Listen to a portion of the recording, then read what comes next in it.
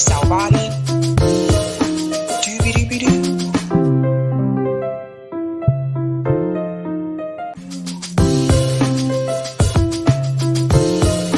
Doobie-doobie-doo. Doobie-doobie-doo. I'm your host, Sabrina Salvati. Doobie-doobie-doo.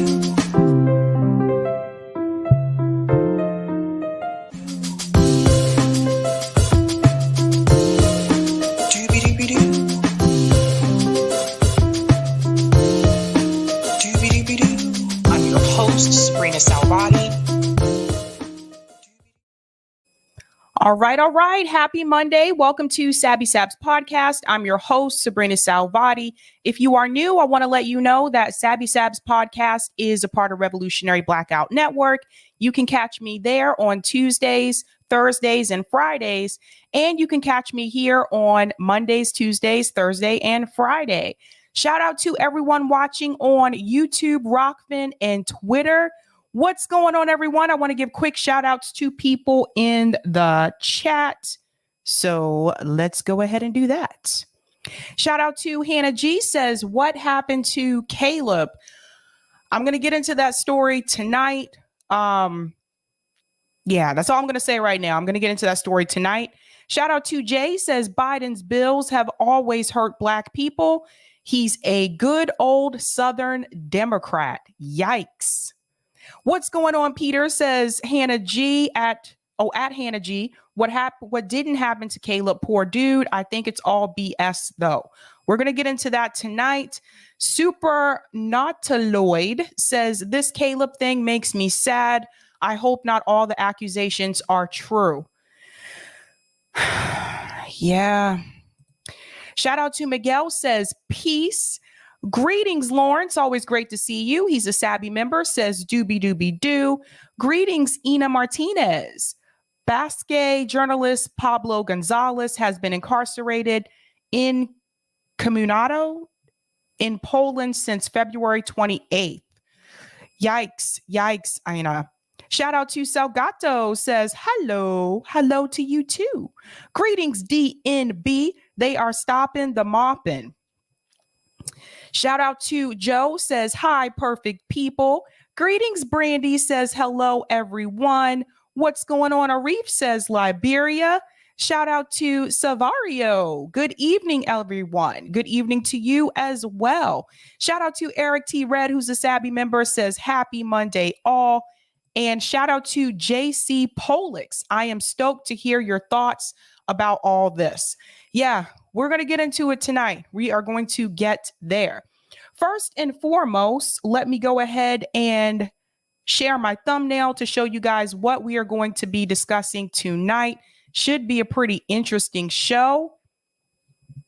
All right, tonight we're discussing Anna Kasparian pushes police state. Anna made some pretty cringe comments there about criminals and the criminal justice system and policing in this country. Some of these things I'm going to debunk, and I honestly think that Anna Kasparian should sit down and have a conversation with someone who is in favor of police abolition, and I'm going to get into that. We're also going to discuss Caleb Maupin's statement. So if you have not been paying attention to what's going on with the Center for Political Innovation, I'm going to talk about that tonight. I did reach out to Caleb and I did receive a written statement from him, which he did give me permission to discuss. So I'm going to talk about that tonight. And last but not least, Joe Biden's bill hurts Black people. Well, surprise, surprise. What else is new?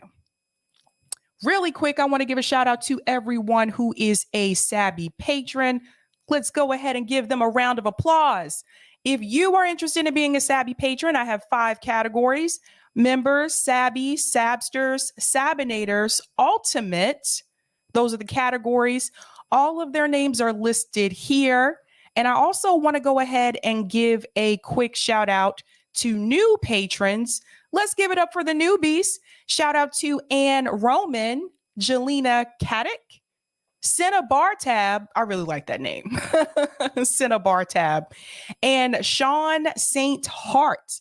Thank you so much. You guys are total rock stars. You can also see their names scrolling across the bottom of the screen. So give me just a second. I have something on my phone here. I don't know what's happening. What's going on my phone? Why do you want to do these things when I'm live? I feel like my phone, like this is never an issue when I'm not live. So very weird. Anyway, getting into our first story. So I tried to tell you guys that this climate bill, the climate portion of the Inflation Reduction Act, was problematic. Like, yes, there are some pros about it, but basically, when you implement the cons, it kind of, I don't know, it kind of washes out the pros, so to speak. So I'm going to keep an eye on my Wi-Fi as well, you guys, because I see that I may have too many things open. Let me go ahead and close that as well. So I don't know. Can you guys still see me? Eric, can you still see me? Give me a thumbs up or something in the private chat if you can. I don't know if you can or not. Okay, you can. Okay. It's just my phone then. My phone's messed up. Anywho, hit that like button if you have a chance, guys. That really helps me with the algorithm. So I told you guys that that climate portion of that bill was going to be problematic. So fuzzy, but still there, of course, because I'm on Wi-Fi. I'm going to take a chance here, Eric, and I'm going to go off of the Wi-Fi. I'm routed in, but you'll just have to keep a watch on me until they cut down that tree. So, yeah, give me a second. Okay, and we'll see what it does here in just a second. Let's see.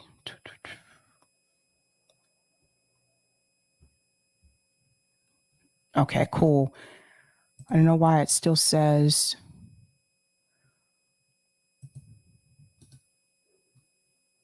One second, I'm just going to check my settings. Ethernet.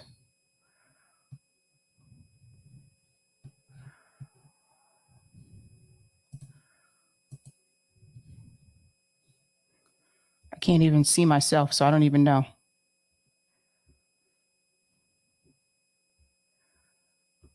Go on Wi-Fi here and see what happens. Okay. All right, but Eric, you can still see me somewhat.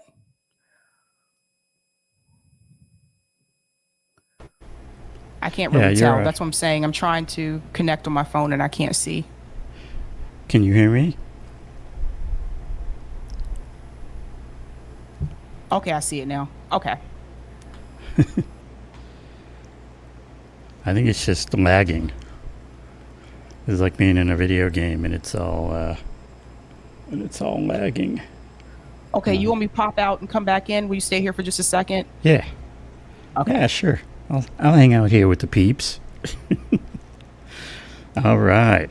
How's everybody doing today on the Monday back into the work week? I look good. Oh, thanks, Lawrence. No, I know you mean internet-wise. Let's see. Yeah, Sabby's still having trouble. We don't know. She don't know if it's the tree in the yard or what's going on. Oh, that's looking better. Let's switch this over here. If I switch it when I'm still in it, it won't. But I'm out of it and in it again, so I see it's fine now. Okay. What could go wrong? We'll move on. Yeah, just listen up, just in case I pop out again. Alrighty. Okay. Okay. This climate issue. Let's go ahead and get into that, because now what they are saying, which is kind of what I predicted, was that this bill is going to hurt or impact a certain group of people more so than others. Who is that group? Let's get into that. Now, this is from NPR. The spending bill will cut emissions, but marginalized groups feel they were sold out. And this is what I was trying to warn people about. I knew that this was coming. So here's a picture here. Let's get into it. The Inflation Reduction Act signed into law Tuesday by President Biden includes more than $360 billion to address climate change. That's the largest single investment ever made to reduce greenhouse gas emissions, something the White House and major environmental groups are touting as a huge win for humanity. However, and this is what I was trying to warn people about, not everyone will feel the benefits of the new bill equally. Analysts and advocates are warning this. People living in neighborhoods that are already dealing with a lot of pollution fear they will face more harm and climate risk, not less. And that could deepen existing environmental inequalities and lock in decades of unnecessary illness and suffering from people who are already marginalized. And I want to give you guys an example of this here in Boston. If you were to go to, there's a intersection per se of the Roxbury neighborhood and the South End where they kind of meet. Part of the South End has now become a wealthy area. And then there's another part that is not, that is more lower income. The wealthy area is obviously the part that has been gentrified. That part, that tip actually touches the Roxbury neighborhood. Did you know that if you're standing on the side of the street that is Roxbury and you walk across the street to the South End, your life expectancy goes up 30 years? Not an exaggeration. A lot of that has to do with environmental issues, having access to clean, safe water, pollution. A lot of differences go into that. So, to echo what they are saying here, if you are already living in a community that is already experiencing pollution and people are receiving illness because of the pollution, because of the environmental issues, this bill is actually not going to help you. In fact, it may actually hurt you. And I really want more people to talk about this. There are some parts of the law that are good, and there are some parts that are really bad. Now, that's coming from Minjin Cha, a professor at Occidental College. And the parts that are really bad are pretty significant. Now, listen to this. The law includes hundreds of billions of dollars to tackle global warming by building more solar and wind power, making buildings more efficient, more energy efficient, and helping people buy electric vehicles. Now, I'm going to pause there for just a second and tell you something about these electric vehicles. Two problems here. One, not everyone can afford to purchase an electric vehicle. I actually have looked up pricing for EVs a couple years ago. I can't afford an electric vehicle. Now, I know that they're going to make more that are supposed to be affordable, but I really can't afford to buy a new car. My car that I have, it's used and it's paid for. So that's one thing to consider. The other thing about electric vehicles, let's say that you are able to afford to buy an electric vehicle. Well, there's other expenses that come along with that. There's other things that you have to worry about as well. Where are you going to charge your car? Are there charging stations near where you live? So there's other things that go into that. And I'm not here to say that electric vehicles are bad, but I think telling people, well, just buy an electric vehicle, I feel like that's just a Band-Aid on a much larger issue. So I don't feel like that is going to save this. Analysts estimate it will help the United States reduce planet warming emissions by about 40% compared to 2005 levels by the end of the decade, which is a big step toward a truly low carbon economy. But here we go. That's the part about Joe Manchin, this part here. It subsidizes the building of new pipelines, guarantees new leasing of oil and gas drilling. And this is the portion I was telling people about. It incentivizes investment in still nascent carbon capture technology, which would allow existing heavy polluting fossil fuel facilities to operate longer.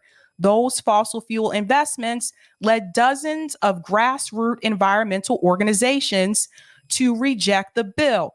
And this here should have actually been a warning sign to anyone in Congress that was making excuses for this and that supported this bill. Anytime you had the environmental organizations, you had those groups speaking out against it. Well, I think you probably should have listened to what they had to say.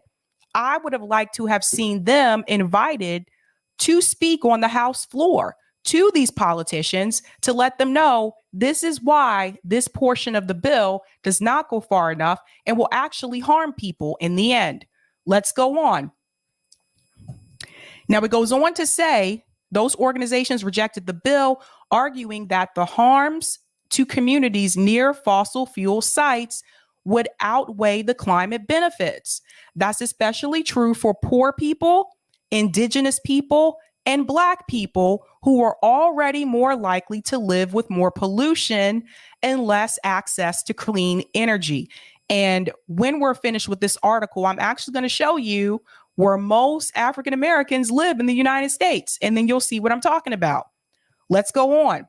We are sitting right now with a lot of contradictions. While the bill does designate some funding for disadvantaged communities, it also subsidizing fossil fuels. And this is coming from Wan Jong Chung. He's the climate director at the Michigan Environmental Justice Coalition. It feels like what the bill is giving with one hand, it's taking with the other.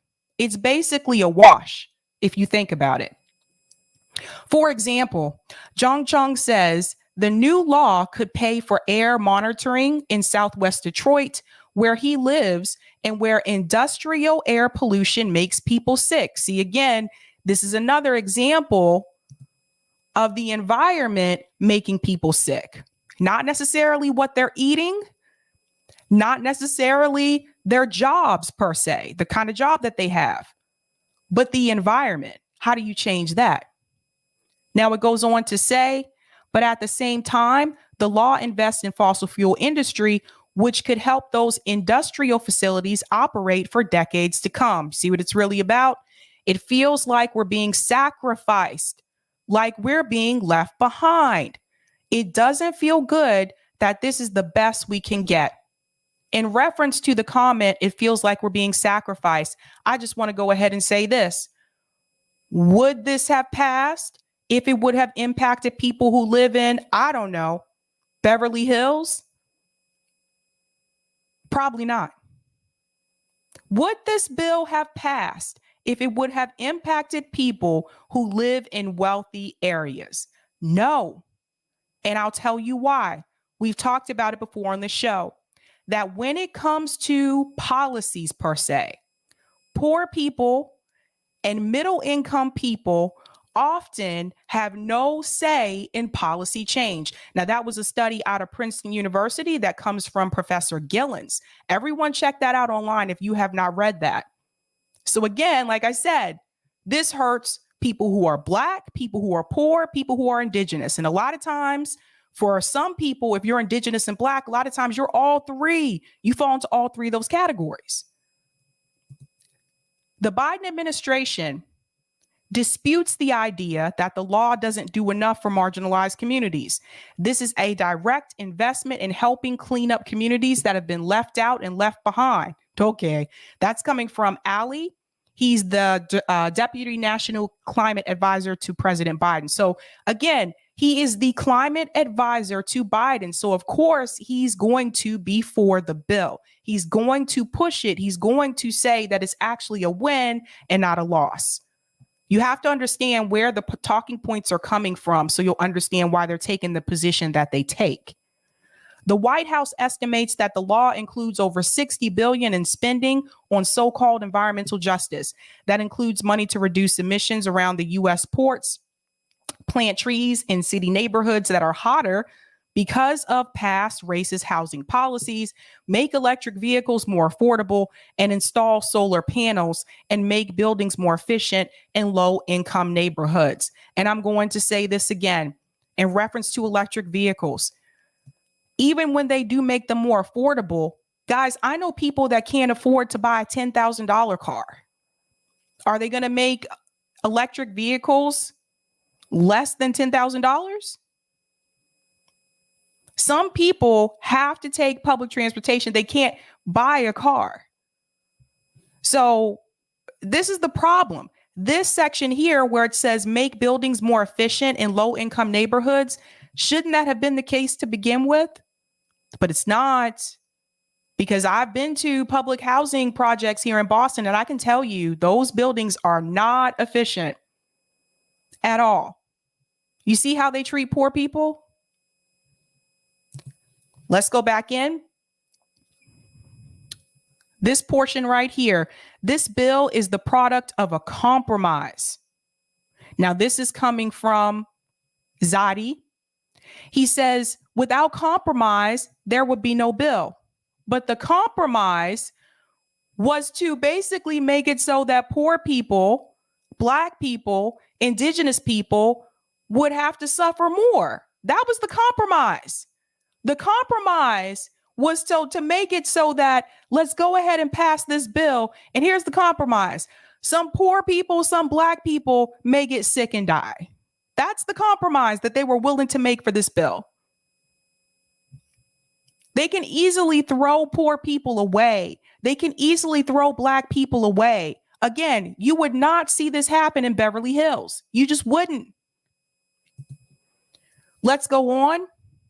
The rhetoric is frustrating for those who feel like they are on the losing end of the compromise. I think it's really hurtful for people who live where you have a lot of poverty, where you have a lot of dirty energy. That's coming from Kendall Dix. He's the National Policy Director for Taproot Earth, a climate justice organization based in Louisiana. He fears the new law will lead to more pollution along the Gulf Coast, where petrochemical facilities are concentrated and air pollution already causes widespread illness and premature death. And he's right.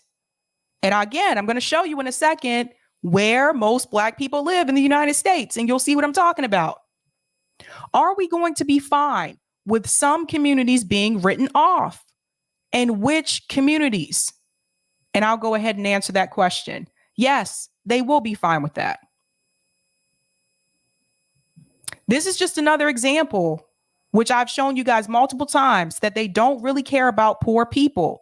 They don't really care about Black people. When they want to compromise, they're willing to compromise on those groups. They're not willing to compromise on rich people. They're not. Now, where do most Black people live in the United States? I want to show you this map. Now, this to me is not really a surprise, having lived in different parts of the U.S. Tried to zoom in here for just a little bit. Actually, if I can get rid of that. Okay, that's better. Yeah, let's get into it. This is a map of the United States, and I want to show you where the demographics are. Purple is the largest amount. And then as the colors start to lighten, less and less African Americans. As you can imagine, most African Americans live where? Mostly on the East Coast, right? So we want to start with, if I can zoom out just a little bit. Oh, let me do it this way. Yeah, that's better. Yeah, that's actually a better view.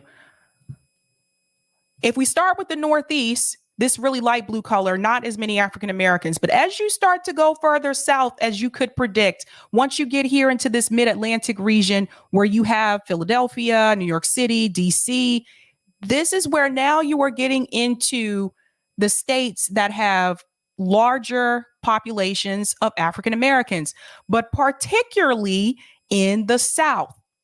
And I want to point to a certain region in the South. Now, you see the Southeast here. We have North Carolina, South Carolina. Once you hit Georgia, that's when it really starts to sink in, right? So you have Georgia. We have Mississippi. I hope I'm doing these in order. I'm sorry, you guys. Mississippi, Louisiana. Louisiana's here. You have Arkansas. Look at this part right here. This is the portion he was talking about in reference to Louisiana.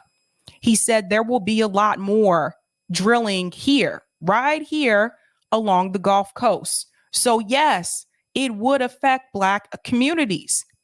If you notice, if we look at the map even more, Texas, that's a medium shade purple. Yeah, still a good amount of African Americans there. But as you pull away from the South, and particularly the Southeast, pulling into the Southwest, you see less and less African Americans. Going even over to California, and we have Los Angeles here, less African Americans. It gets to decrease more as you go further to the Northwest. And once you get to this portion of the United States, which I guess some people refer to this as the heartland right here, where you have Montana, you have North Dakota, South Dakota, Colorado, Nebraska, Oklahoma, less and less African Americans. And you do not see that population pick back up again until you get over here towards St. Louis. And then it picks up more when you hit Chicago and, of course, Detroit. Most of African Americans in the United States live near water. Chicago, water. Detroit, water. St. Louis is an exception. But most of us live on the coast. We live near a body of water. And this is what I've been trying to tell everyone. Climate change is going to affect who the most? Black people. This is something that Bernie Sanders, I think he was trying to say this during the Democrat primary debates, didn't get it out in time. And the moderator was kind of pushing him. And she was like, we're talking about race. We're not talking about climate change. But I knew that's where he was trying to head towards, is that, yes, climate change is going to impact Black people more, because look at where we live. You see what I mean? Now, there are reasons why we live where we live. Obviously, there's more Black people in the South because of slavery, right? Obviously, you're going to have more Black populations in places like Chicago and Detroit because of the Great Migration. When Black people move from the South to the cities that had a lot of factory jobs, that's why you have more Black people there. Same thing when you go to places like DC, Philadelphia. Boston is not going to have as many, because Boston was not one of the cities that benefited from the Great Migration. Boston was not one of the cities that was a factory city per se. That's not to say we didn't have factories here, but nothing compared to Chicago, Detroit, nothing compared to that. Even Baltimore used to have a lot of factories. So when it comes to climate change, when people tell you that we should not worry about it, that African Americans should not worry about climate change, that is not true. You should worry about it. When the sea level begins to rise, we will be the ones who are most affected, because this is where we live. People in the Midwest, they may still have to deal with aspects of climate change. They may still have to deal with droughts, issues like that. But pay attention to this map. This is where we're at. This is where we're at. So yes, it will hit us harder. And yes, if they could continue to do drilling on the Gulf Coast here, Louisiana, this area right here, yes, you will be impacted. And something I'd like to point back to when we think about Louisiana, Hurricane Katrina, who was mostly affected? It was Black people in Louisiana. So let's remember that.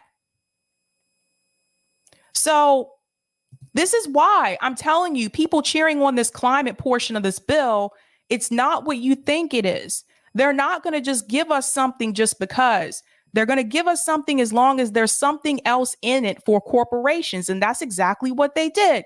They're helping out the fossil fuel companies.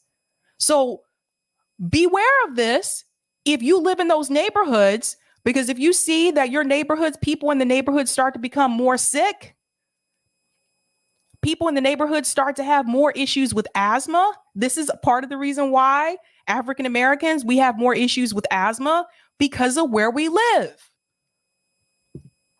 Just wanted to point that out. Share that with your friends. Share that. Let me go ahead and shout out some of these comments here. Thanks for the super chat, Roger Meadows. Regardless, this doesn't take away from Caleb's work. That's true. I'm about to get into that story in a minute. Thank you for this super chat, Andrew. I said, surprise, surprise, when you said surprise, surprise. So jinx, knock on wood. Roger Meadows says NYPD gave me a ticket for rolling at a stop sign. I told him he didn't have to do that. I've been stopped for 2 years for MV and he's killing my income. He said I can argue in court. I said defund the police. All right, Roger Meadows, shout out. Delthea says if I'm gunshot and one nurse gives me a tissue and another gives me a big Band-Aid, the second nurse has done better for me, but I still have a bullet in me. A better inadequacy doesn't help. That's a good way of putting it. Kim says we celebrate gamer birthday tonight on Lucky Burrito's YouTube show tonight at 10 p.m. Be there or be square. Happy birthday, gamer. Whoop, whoop.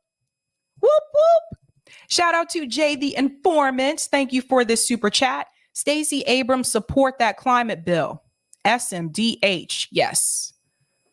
But remember, Stacey Abrams has enough money to move away from all this. Remember, she's a millionaire now. Didn't used to be, but she is now. Latif says, well, that's confusing considering everyone arrived on the East Coast. The Traveler says the anti-South talk we see broken down with the demographics. That rhetoric seems more racist, and people don't seem to realize that the South is home to us. That's where most of us come from. Most of us. If not like myself per se, my parents or my grandparents, that's where a lot of us come from, regardless of where we may live now. So something to keep in mind. Okay. I gotta take a sip before I get into this next story.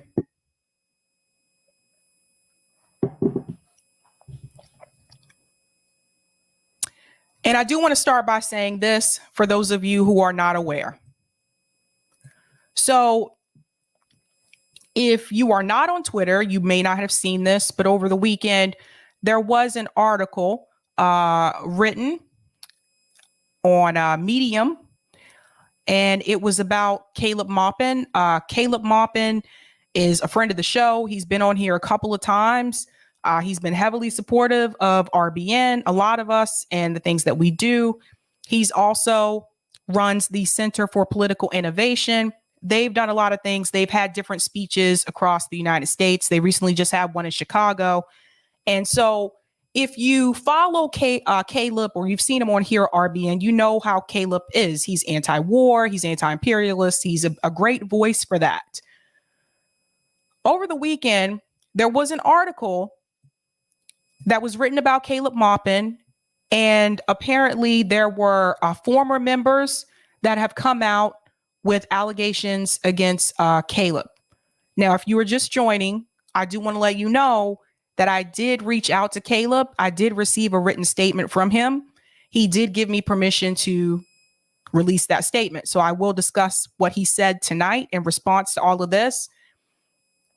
But I have to go through the process. So I have to tell you what's said in this article. I have to tell you his response. And all I'm going to say is please hold your judgment one way or the other until you at least hear his statement. Just keep that in mind. But I'm not here to tell you whether or not Caleb is guilty or innocent. I can't tell you that. But what I can do is tell you the information that I have right now. And hopefully in due time, Caleb will come forward himself and talk about this. But I did tell myself tonight that I can't just not talk about it because it's someone that I know, if that makes sense. So let's go ahead and get into that article. Caleb Maupin, former comrades speak out. His abuses must stop. Again, if you're just joining, keep in mind, I do have a statement from him that I'm going to get into as well. So this was the article that came out on Medium. And there's a picture of Caleb there. So again, like I said, Caleb is in charge of the Center for Political Innovation.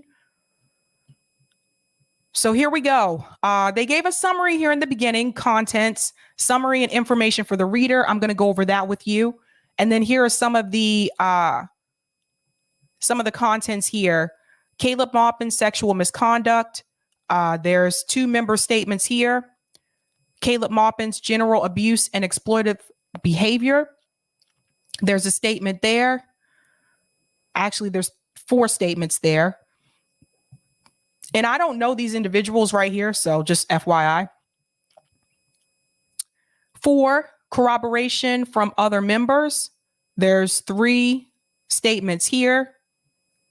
And 5, going forward. I will say this before I get into it. Some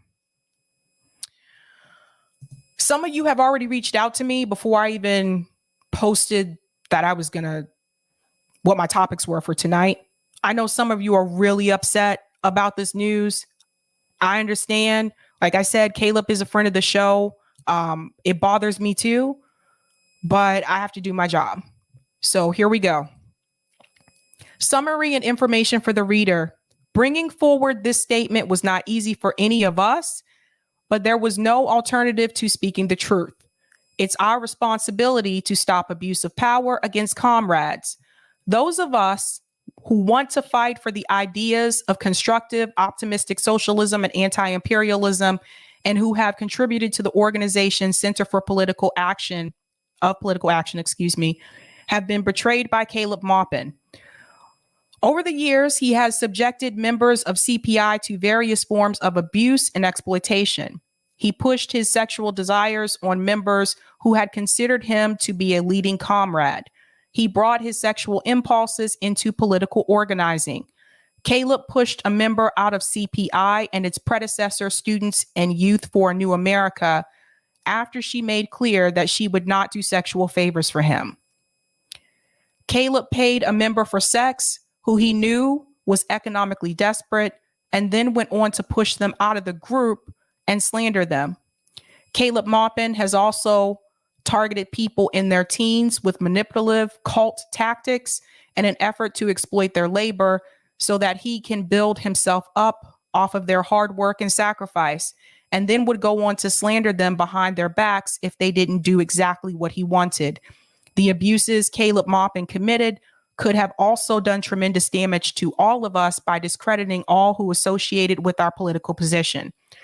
Despite these revelations, now is not a time to despair. It's a time to fight even harder for an optimistic socialism and anti-imperialism. It's a different reality for many to face, but Caleb's primary concern has not been advancing the cause of anti-imperialism. His primary concern has been self-gain at the expense of others.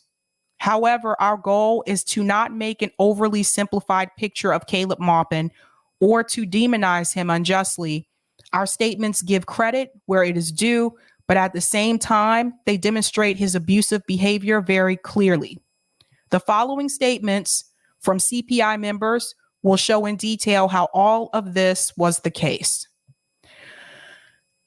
And then they say here, if you would like to get in contact or if you have questions, please direct them to Center for Political Innovation at gmail.com. So they do leave contact information here.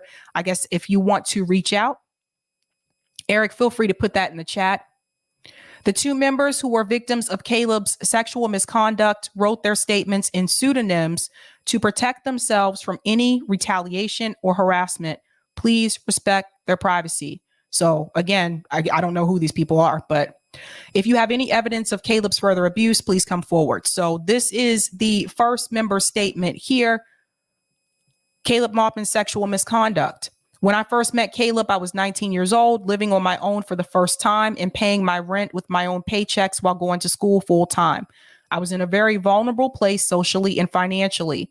At the same time, though, I considered myself to be more mature than my peers because of how independent I was compared to other political science classmates and because I was one of the only communists.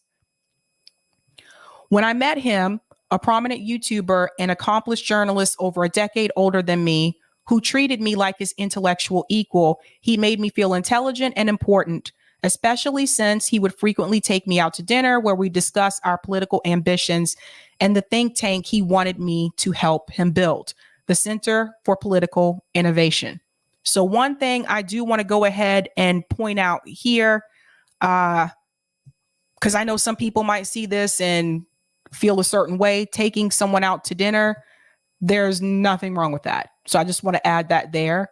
There's been multiple times where I've actually had job interviews before that were over dinner and things like that. So I don't think that's something that that people should target per se. Let's go into the thick of it here. Like I said, this is a long article, you guys. I'm not going to be able to read the entire thing. But I will go on here to say, beginning in 2019, we would have dinner together at least once a month. And sometimes during those dinners, he would bring up what I assumed at the time was his academic interest in corporal punishment, especially spanking. As time went on, we became closer and closer friends, which led to him confiding in me in 2020 during the beginning of the pandemic that his academic special interest was in fact a sexual one. I'm going to go ahead and say, if you have kids watching this with you, you might want to send them to a different room, just for this portion at least. He even told me that he would engage other people in conversations about corporal punishment and spanking because it turned him on to do so. When we became closer friends in 2021, he finally admitted to me that he would, I'm sorry, guys, this is a bit, some of this is going to be a bit graphic. I'm just letting you guys know that. He finally admitted to me that he would masturbate to the thought of roping unsuspected people, especially women, into these conversations about their experiences with being spanked and other forms of physical abuse. I tend to be very open and sexually liberal person, so I don't really mind when my friends discuss their sex lives with me in a platonic way. As a matter of fact, I was honored that Caleb supposedly trusted me enough that he was willing to share that part of his life with me. However, I was still under the impression that he was interested in me as a platonic friend and comrade, nothing else, which is why I continued to participate in CPI's conferences and events, including facilitating CPI's California conference for him in September 2021. It goes on to say here, back then I was working for a math tutoring company. Caleb knew that this job was incredibly important to me and that I needed the income to pay off student loans and other financial expenses. I only agreed to go to California with Caleb under the condition that I would be able to work on the Monday we left because I had already assigned a shift that day. When I first asked him, he told me that wouldn't be an issue because the conference was Friday to Sunday. So that Monday I could work after we checked out of the hotel. Nonetheless, the Monday rolled around. Caleb insisted that he wanted to have lunch at a Mexican restaurant before we left and refused to give me a separate Uber to get to the airport early to work. Since I couldn't complete my shift in the restaurant, I ended up missing it and losing my job as a result. Even though I told him this is exactly what would happen and explained to him many reasons why I couldn't afford to lose my job, when I did get fired, Caleb insisted that I will be okay and that we, himself, and CPI will not abandon you. Little did I know that when Caleb reassured me he'd help me find another job, he didn't necessarily mean another tutoring gig. And so another thing about this article is that there are screenshots of text messages and DMs as well. So yeah. So here's a text message here. This is from September. Caleb here is the C here. What I will say about this, and I want to be very clear, the only thing I will say about this text message, and again, like, I don't know who this individual is, but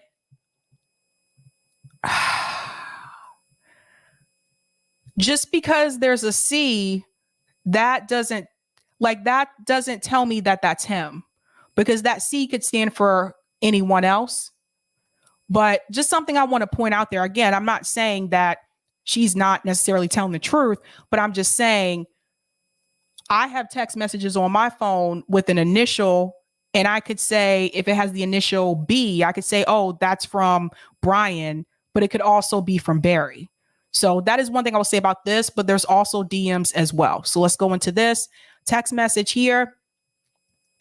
Remember on Monday when I said that missing my shift might cost me my job? I was unfortunately correct. Response, I will call you when I get home tonight. Okay, I'm really sorry, Caleb. Well, she does say the name there. I'll do my best to find another job. Why are you apologizing? You're doing your best. I'm really sorry that this happened. I will try to help you however I can. You will be okay. You are safe. How will your dad's credit being affected prevent him from making mortgage payments?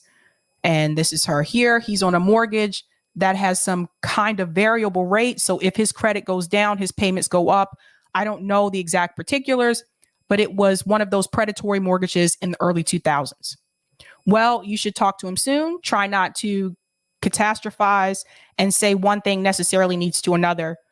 You need a new job. That's what we are dealing with. Okay. Now she responds here. Okay, you're right. I need to take a step back and breathe. I have BPD and OCD. So catastrophizing tends to be my brain's default mode. I'm not ready to talk to my dad yet, though. I can't even stop crying, let alone hold coherent conversation with the most judgmental person in my life. And he goes on to say, Keaton assures me he is on his way to you right now. It's okay. Let your emotions out. This is a big loss. I'm about to go out to see him. Thank you for helping to comfort me. I really appreciate it. We are your friends and we are not abandon you. We will not abandon you. That's very reassuring to hear. At least I'm not alone in this. Okay. So far from what I saw from that text message, I didn't see anything there that I would say is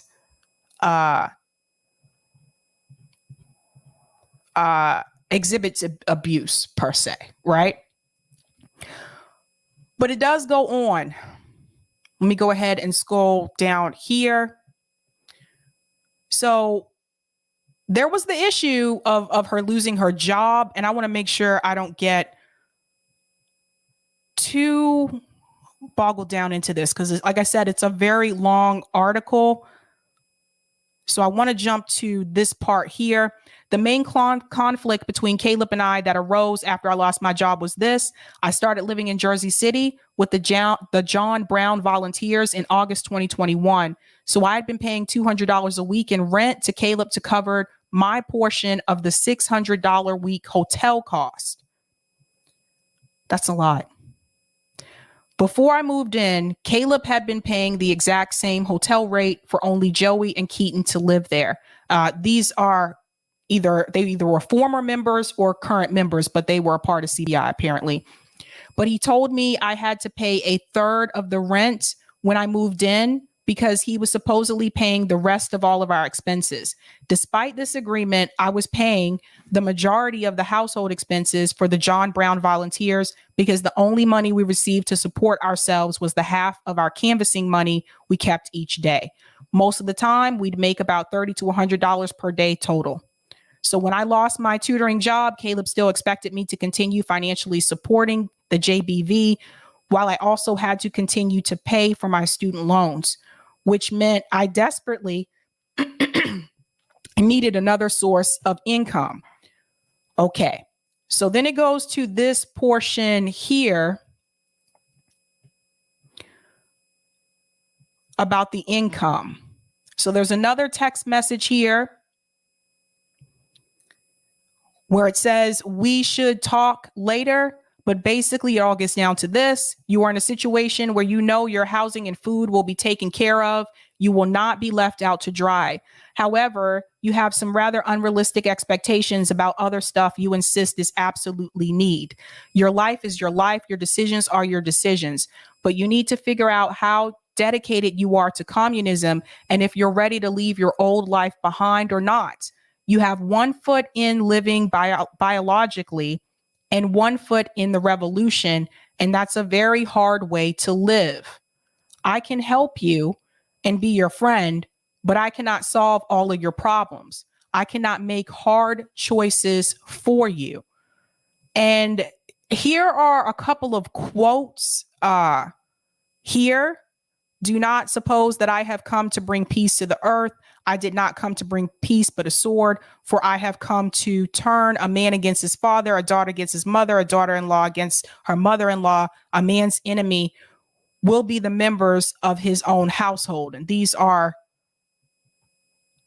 those look like scripture quotes. Then it goes on to say, bringing the jacket, see you at Wendy's at 1 p.m. Spent a long time thinking about you last night. I know these are very hard times for you. Sorry, I'm probably overthinking all of this. I just care about you a lot. Spent a long time in prayer. Talk to you soon.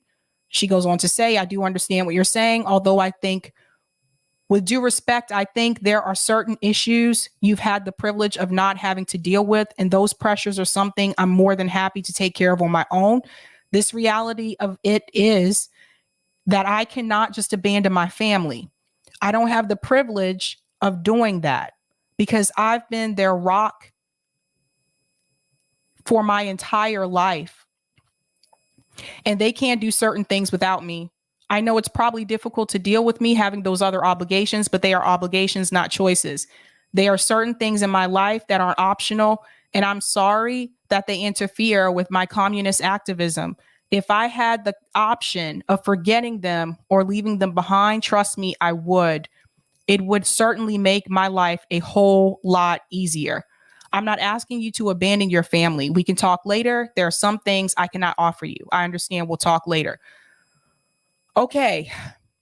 Now, this is the part where she starts to talk about sex work. Therefore, I ended up doing sex work so I could make enough to support our household and pay off my debts while still having enough time to canvas full time for the JBVs. I distinctly remember telling Caleb that it seemed like sex work was my only way out of this delicate financial situation. His response was simply, he respected my decision. So far, it seems like she decided to do sex work to make ends meet so that way she can do both. She can fulfill like her student loans and she can still be a part of her activism with this organization. It seems like so far, based on what the response is here, he doesn't seem to have a problem with that. So let's go back in. Like I said, this is very, very, very, very, very long, but I'm gonna try to do this as quickly as possible, you guys. In retrospect, it seems like the real reason he didn't mind me doing sex work while I was living in CPI's New Jersey housing is because he probably wanted to become one of my clients. For what it's worth, after I left JBV House, he eventually did become a client of mine. So this is the portion here. She is now saying that he ended up becoming one of her clients.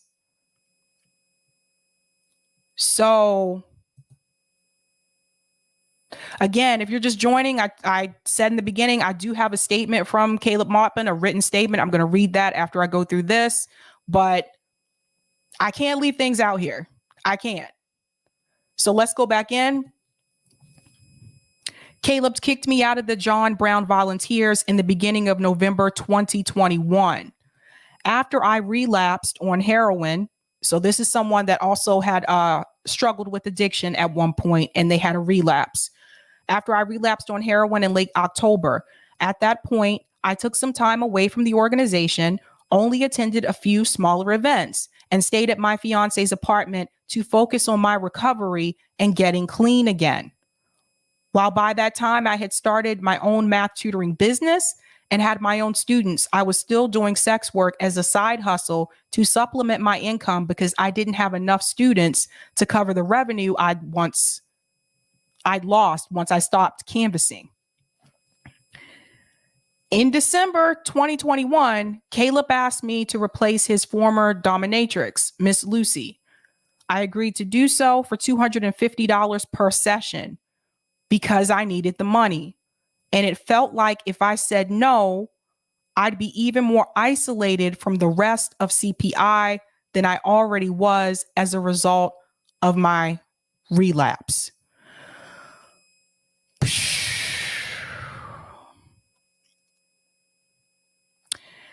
So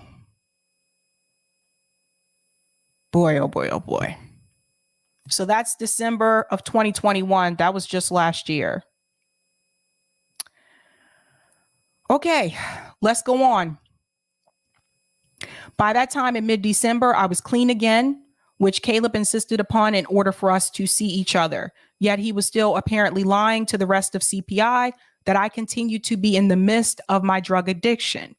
He did this while saying to my face that he didn't want me going to CPI events or his birthday party, so I didn't run into his wife, Miches, I hope I'm pronouncing that correctly, because he thought it would make things awkward. I later learned from other CPI members that this was a common tactic of his, isolating someone from the group through rumors and hearsay in order to make sure I didn't interact with other CPI members in case I didn't tell them about our arrangement. Can I just tell you guys, people have asked me multiple times to join political organizations. I am not a part of any political organization because in the past, I have just seen a lot of things that I didn't join those organizations for. Like for me, it was more about the policies per se. And a lot of times I noticed there was just a bunch of drama and things that I didn't really want to be involved with.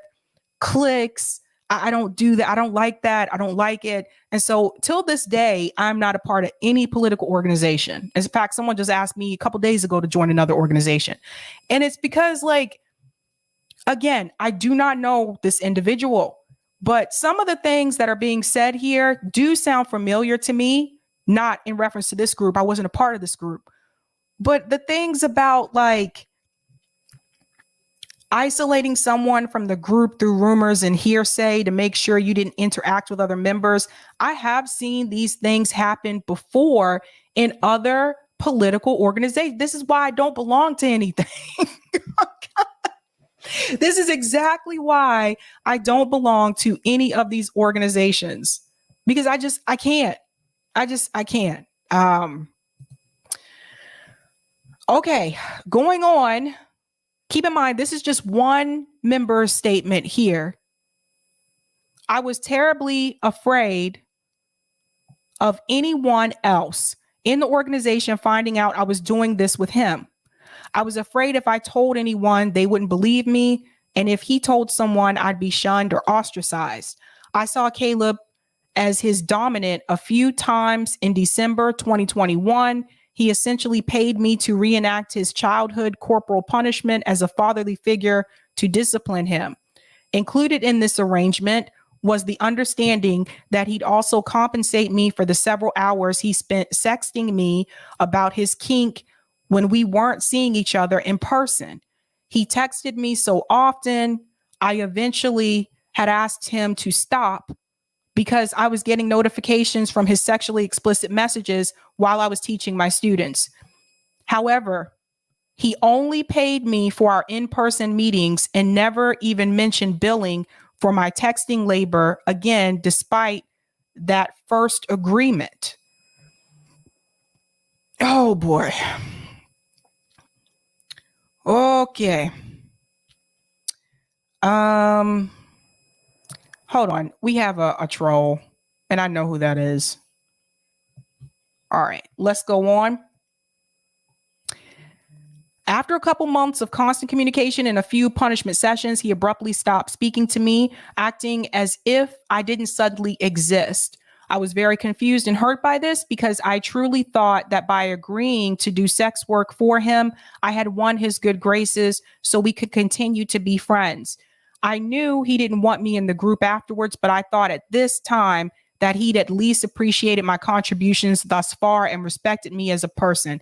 So here's another message here. Oh, I wonder if I can make that bigger. Whoop. Okay.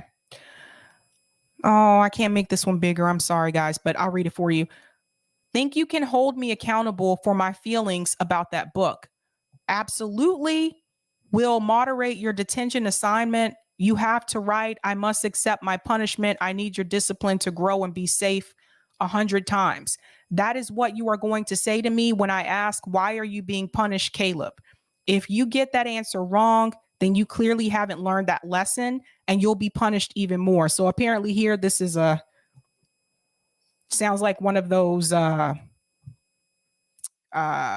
dominatrix event things going on here. So let's go back in. Thank you. Can you remind me why the boatmaster needed to spank the last duck every day? She goes on to say, to keep him from getting lost and hurting himself. The one time he decides to avoid his punishment, he is isolated from his family and almost killed. If the boatmaster doesn't spank the duck will be like a sailboat without a rudder, directionless, alone, and with nowhere to go. Goes on to say here, loved. So he liked, I guess, loved that message. And then here he says, the boatmaster was keeping the ducks safe, encouraging them to hurry back. That hard spank with the stick was given in love. I'm so sorry for questioning it. I know I need to get punished. You must be very disappointed in me. If you were my teacher, would I get sent for the paddle for this? And hold on. Eric, can you mod the chat? There's that troll. Thank you. Okay, so it goes on to say, I need to get a spanking for my little attitude problem. You should probably double the lines I need to write. They go on to say, you'll be getting double the spankings instead. I'm a proponent of learning while doing. Maybe if you experience Ping's punishment for yourself, you'll lose your attitude. Is it going to hurt to sit down after? Yes, it will, but you still have to sit up straight and deal with the pain. Remember that pain every time you think of questioning my authority. If I see you slouching or changing your posture because you are in pain after I spank you, you'll just get paddled instead. Goes on to say, disrespecting that book is kind of like disrespecting you. I must respect authority and discipline. Good posture is essential to good health and productivity. Exactly. Disrespecting any form of authority and discipline is disrespecting me, and I'm not forgiving or kind when I am disrespected. My dad should have put me over his knee more often, taught me not to have this disrespectful attitude. You should spank me really hard. Am I going to have to eat soap?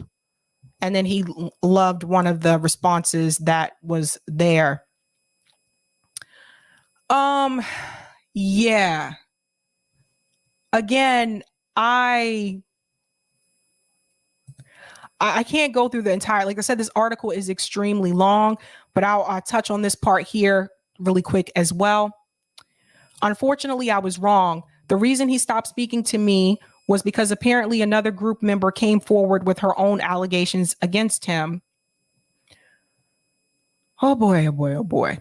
And he assumed that I was the one who leaked it, even though he'd already told other CPI members that I was a drug addict who couldn't participate in group events before this. After member one came forward, he began telling people I was dangerous and two-faced so that no one would believe the allegations. Of course, from my perspective, I had done everything he asked me to do and keep our secret to protect myself. So when he ghosted me suddenly in the middle of January, I felt completely betrayed. Now, this is a DM, and this is from December 23rd, 2021. She's rather two-faced. And it says here, member two, ? Member two, we have flirted, texted many times, always consensual. Then it goes on to say, isn't she part of CPI now? As far as I know, she never told me there was any problem. I'm going to pretend this never happened and cut her off. And they responded here with strange. We flirt texted on Wednesday and it was a lot more than verbal abuse. This is dumb shit. So that's an actual DM message. So just FYI there. Nothing less, I still supported Caleb and CPI. Till this day, I haven't said a single disparaging thing about Caleb in public. To the contrary, throughout these past few years, I often defended Caleb against online attacks on his character, even if they came from other principled communists. The last straw for me, what finally forced me to stop publicly aligning myself with Caleb once and for all, was his response to Yankee Tanky, aka Joey's video exposing another CPI member, Keaton's inappropriate behaviors within the group. Again, I don't know who this person is. Caleb sent me the link to that video after weeks of completely ignoring me in hopes that I would ask Joey to take the video down, since many of the allegations against Keaton included intimate details of my personal life. And while I did agree with Caleb that Joey had no right to expose my personal life like that without my consent, he did keep me anonymous while discussing what happened. And I myself had complained to Caleb about many of Keaton's actions as they were happening while we were still living in the JBV house. But Caleb's response was always to dismiss any concerns or reassure me he talked to Keaton. And it goes on more and more there. Again, that's one member. There's another member. Like I said, there's multiple statements here.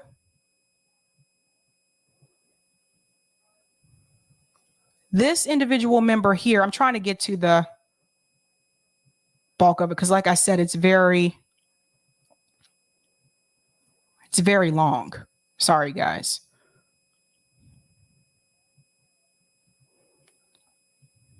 This is another member, and this is a DM here. And it says here, again, I guess this is going back to the dominatrix activity. Bottom until it's red and bruised doesn't arouse you, so you won't do it with passion. Right. And I know there are things too, like financial domination and stuff, but yeah, I am not passionate about it. So in the end, I felt like I would be wasting their time and money, and I would go through a lot of effort for something that makes me feel gross, because I had imagined most clients are not young or attractive. Goes on to say here, my old roommate, she seemed interested in some of this. I'm going to casually bring up the social media discipline thing when I see her next week, not directly ask her, but just casually bring it up, see how she responds. And that is in reference to them talking about getting a social media coach. So apparently this idea came about February 2019 and between April 2019, where Caleb started to increase how often he would bring up a social media coach idea. He wanted to find a woman who would text him throughout the week to check in on him and make sure to shame and admonish him if he wasn't reaching his goals and growing his following online. Then the social media coach would meet up with him and spank his rear end at the end of the week, which he would pay for. I kept once again trying to do deflecting measures. Like I would tell him to check out an app called Seeking Arrangements, where he can create a profile and find someone to charter up this sexual financial agreement with. I wasn't exactly uncomfortable yet because I knew I could always reject any advance. But it was also honestly starting to get annoying. And if he wanted his fix so bad, he needed to just go somewhere and find it and stop talking to me about it all the time, considering the fact that I was a member of SYNA and therefore first and foremost a comrade / activist. So that's what that is in reference to. So again, there are multiple, I'm telling you guys, like this article is incredibly long and I don't have time to go through the entire thing tonight, but those are just two examples. You see how long this is? There is one.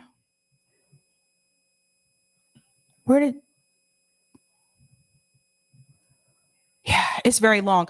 Eric, can you put the link to this article in the chat? And not all of this is in reference to, let me go back to the top and I'll show you not all of it is in reference to sexual misconduct. There's other statements here in reference to general abuse and exploitive behavior. There's a statement here from Keaton, Joey, and DL, and Madeline. And then there's corroboration from other members. So like I said, this article is incredibly long. So I don't have time to go through all of it. Now, Some other news has come out in reference to this as well. And this is what some of you have contacted me about. What has happened because of this article. This statement was issued by the Center for Political Innovation. This was announced 3 p.m. Central Time yesterday. Let me make this a little bit longer. This is on their website. You guys can see this for yourself. As of 3 p.m. Central Time, August 21st, 2022, the Executive Committee of the Center for Political Innovation has unanimously voted to dissolve this organization in its entirety in all operating facets.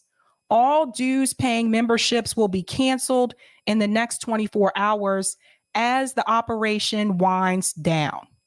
So I have to chime in here for just a second.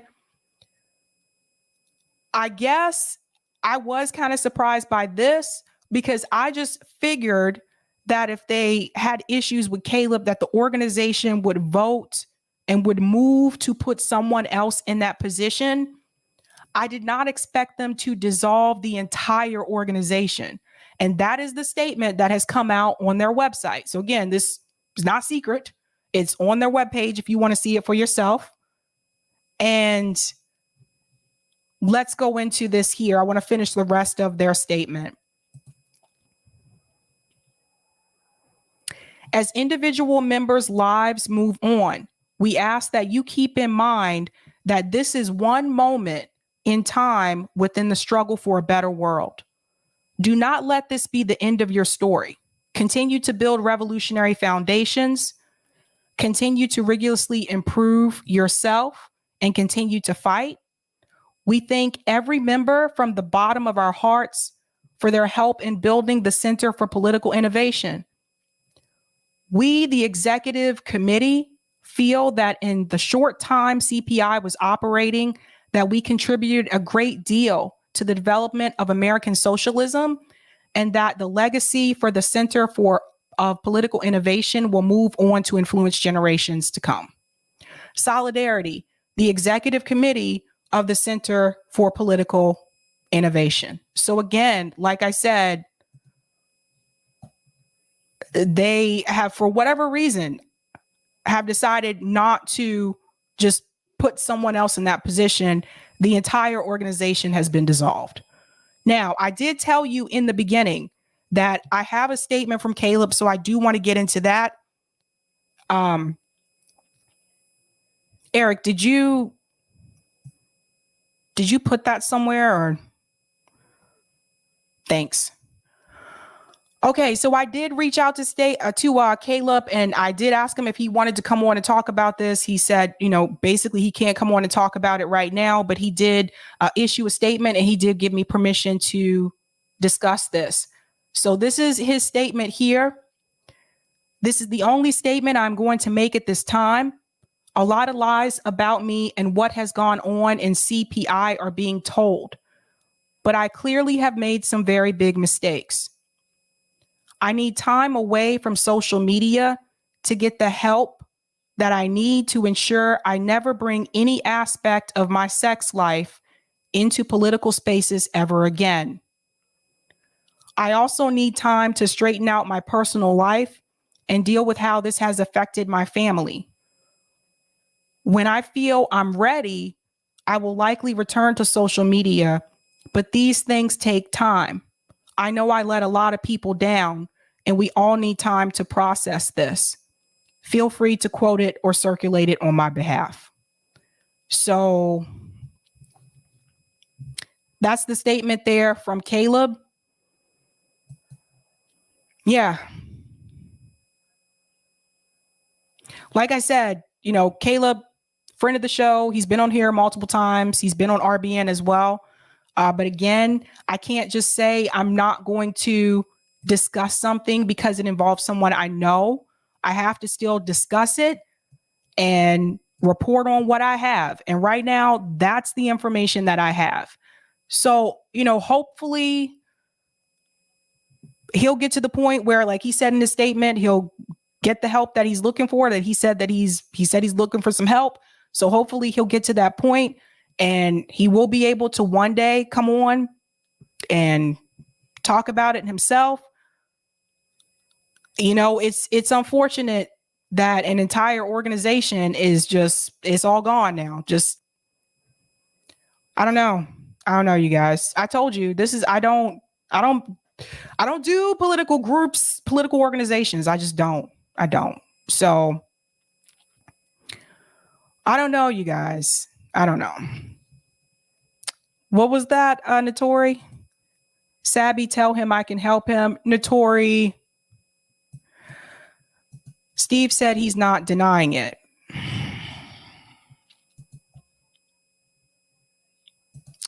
I don't know, man. Like I said, like, people can say whatever they want to say about me, but at least I did reach out to him for a statement. So that's the information I have on that so far. And I do have one more thing I want to share. Now, this is from Daniel Burke, and this is what he had to say. He said, Caleb Maupin is my friend. I am his friend because I see in him a desire and a capability to contribute something necessarily to humanity's future. The political elimination of CPI should not have been allowed. So here we go. Under Caleb's leadership, CPI did something in 2022 that made a significant positive difference in the state of the world. They brought together principled opponents of the Anglo-American oligarchy in person to build a coalition to prevent World War III and cooperate with, well, he put the symbols here because he didn't want us to say it, but with Russia and China. Let's go on. The efforts of CPI members to build this coalition help send a message to people across the world that they are honest, passionate Americans who want peace through development. What organizations other than CPI have had the courage to call for the U.S. to join the BRI? And on here, those who insisted that it is necessary for justice to tell all are either disingenuous or blind. An organization capable of mobilizing as CPI did in 2022 is capable of handling a leader's serious errors with maturity that the members were not given that opportunity. And here, instead, a small group of people decided to serve Caleb up to the court of public opinion, an arena dominated by hateful bread tube streamers who despise Caleb for his ability to reach large numbers of people with the message of peace with Russia and China. And here, the result is dismantling of CPI. Is this justice? What good has been done by this preemptive war on his reputation? Who benefits from the end of CPI? Who benefits from the removal of Caleb Maupin from the political scene? And here, Caleb is the target of the Ukrainian government on the blacklist of the Center for Countering Disinformation as a Putin propagandist. The Ukrainian government called those targets information terrorists who should be treated as war criminals. And here, he goes on for a long time. It's a very long thread, but you guys can see the rest of that yourself. Well, here's the thing, guys. Like, you're free to make your own judgment. Like I said, I told you, try to withhold your judgment until you heard his statement, at least. But that's that.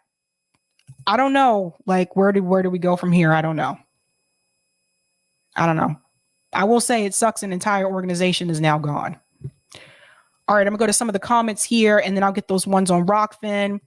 PNYC says Sabby is correct. Organizations are snake pits. Bro, I'm telling you, you don't know how many I've been involved in before that said they were just like activist community groups, and they were really like DNC groups, like just trying to get people elected and all that stuff. You don't understand.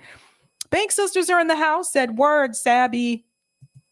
Hella Cook, super chat, thank you so much. What's the best way to get city council to reduce the police budget or to lower the salary of officers, how to see their department accounting statements. So there is actually an organization. I'm trying to get them to come on because they actually defunded the police here in Somerville, Massachusetts, which is right outside of Boston. So I'm trying to get them to come on so they can explain like how they did it. I think they should be back within the next 2 weeks or so because they're away, they're students. But I'm going to ask them like how they did that. So stay tuned for that. Steve said, thanks for covering this, Sabby. Difficult subject. You did well. Thank you, Steve. And we need critical thinking. Counterpro lives. All right. Let's take those comments on Rockfin. Yes, Anna. Oh my God. No, you're right. Nonprofits often lose the message. Thank you. I've experienced that too many times. Too many times. I'm sorry. Okay. Jake says, how is he a fraud? He just seems like he was having a bit of a tough time emotionally or mentally. I don't know who called him a fraud. I didn't call him a fraud. I didn't call him anything. Okay. Dave, thank you for the tip on Rockfin. Why do we even listen to anything anyone in Washington says? Seriously, I was being serious, but suggest we move very carefully where we are sure of things. Multiform energy sourcing, move away from compromised larger systems, collapse dirty NRG sources where possible through local civil disobedience of kinds. And thank you for this tip, Roger Meadows. With 93% energy output compared to solar/wind, which is 25% to 35% and 4 to 5% of CO2 emissions of natural gas plants, creating less toxic waste when compared to solar/wind due to 90% of it can be repurposed. Yet we haven't found a cost-effective, environmentally friendly way to dispose of wind solar. So the waste is 300 times more seeping into soil and eventually H2O. These are advantages nuclear has over fire and air. You know, there's a whole like discussion about nuclear. And I'm trying to bring someone on to talk about that.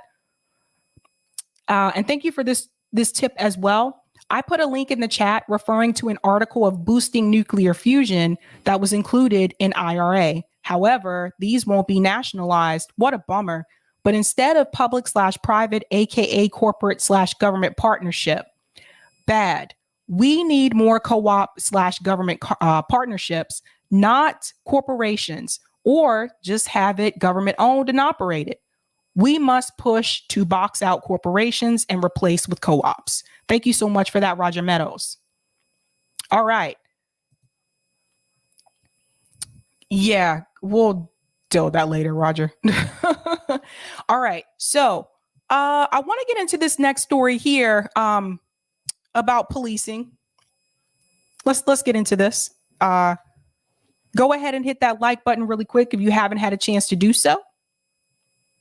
But we need to talk about this conversation that Anna Kasparian had about criminals and them being released early, violent criminals, the police state, punishment, all that kind of stuff. We need to get into that. There are key factors that I feel was left out of this discussion. And I think that if Anna Kasparian would have had this discussion with someone who is for police abolition, someone like the founders of 10 Demands for Justice, like Nick and Awkward and Zoya and all of them, I think she would see this a little bit differently. But this is why it's important to have those discussions. Let's go ahead and get into the clip here. Actually, before we get into this clip, I do want to preface by saying this. I'm not saying what the individual here who was arrested, I do not agree with what he did. I want to make that very clear. That being said, we need to talk about some of the things that are said here in this episode and what is left out and why you need to know about it. So let's go ahead and get into that. 3 suspects have been arrested for their alleged role in a botched robbery where a Monterey Park, California police officer was shot and killed. That was the result of this botched robbery. So 26-year-old Gardiel Solario was the officer who was shot and killed. He had only been on the police force for 1 month. He was a rookie cop. And when he was outside of an LA Fitness gym waiting in his vehicle, he was approached by one of the suspects who then proceeded to attempt to rob him. The situation fell apart, and in the end, again, this 26-year-old police officer, rookie cop, was shot and killed. Now, the Los Angeles District Attorney, George Gascon, did a press conference where he addressed the severity of the incident. So let's take a quick look at that. The defendant got out of a car nearby, approached Officer Solorio with a gun drawn in what appeared to be an attempted robbery. Officer Solorio was in his vehicle. Officer Solorio attempted to flee by backing out of his vehicle when the suspect fired multiple times. The defendant then returned back to the vehicle where a juvenile was behind the wheel, and they fled the scene. So this was a robbery. And remember what I keep telling you guys about crime. Remember what I keep telling you about poverty and crime. This was a robbery. Again, not defending what he did. He was still in the wrong. But I think it's important that we need to start asking these questions. Why are more people doing this? Why are they having more of the crime rate increasing in Los Angeles and places in California? Why is that happening? Let's go back in. Today, we'll file 1 count of murder with special circumstances allegations that the murder occurred during the commission of a robbery against Carlos Del Cid. Carlos Del Cid is the name of the individual who ended up shooting the weapon or firing the weapon and shooting and killing the cop. It's interesting that in that press conference, Gascon mentioned the enhancements that will be added to the charges here because he is not a fan of enhancements, including gun enhancements. So for instance, if someone has committed a crime and while committing that crime, they were in possession of an illegal gun, Gascon does not like to add additional charges related to the illegal gun, which I think is very strange in a state that purports to care so much about gun control. So when you have an opportunity to penalize or prosecute someone who is in possession of an illegal gun, you should maybe take that opportunity, just saying for a second. Now let's get into the details about who Carlos Del Cid is. Carlos Del Cid is, again, just one of the suspects here. There were 2 others who were arrested, one of whom was a 17-year-old who drove the getaway vehicle. Since he's underage, we don't know too many details about him. Those records are sealed. So here's a photo of him, his mugshot, and there.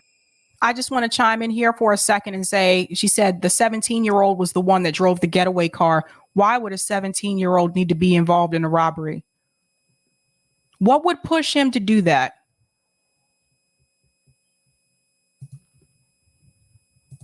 Many mugshots of Carlos Del Cid because he has a lengthy criminal record and was not supposed to be roaming the streets considering his violent criminal record.